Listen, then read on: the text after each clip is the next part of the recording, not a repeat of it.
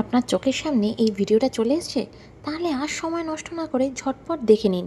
এই গরম আসছে, কি কি দিয়ে যে খুন্তি নাড়বো বুঝতে পারি না।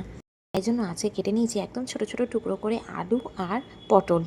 আর পোস্তর কালার চেঞ্জ না করে হালকা ভেজে তুলে নিন। কড়াইতে সামান্য তেল দিয়ে তেলটা গরম হতেই কালো জিরে কাঁচা লঙ্কা ফোড়নে দিয়ে দিন। সুন্দর গন্ধ বেরোতেই এরকম ছোট ছোট করে পোস্ত কাটিংয়ের মতো আলু আর পটলটাও দিয়ে দিলাম। সাথে দিয়ে দিলাম নুন, হলুদ আর শুকনো লঙ্কার গুঁড়ো। খুব ভালো করে কষিয়ে নিতে হবে মশলাগুলো। পোস্ত ঠান্ডা হয়ে গেছে।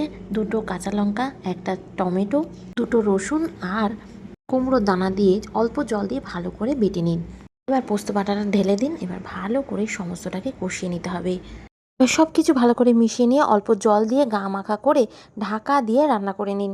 আর নুনটা কিন্তু দিতে একদমই ভুলবেন না। দেখুন, ঢাকা তুলে দেখছি আলুটা কিন্তু একদম নরম হয়ে গেছে।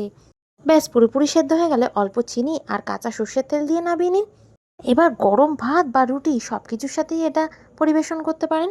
ব্যাস, এবার 1.5 মিনিট হয়ে যাচ্ছে, কিন্তু দারুণ টেস্টি খেতে। একবার ট্রাই করুন। এবার আমি যাই।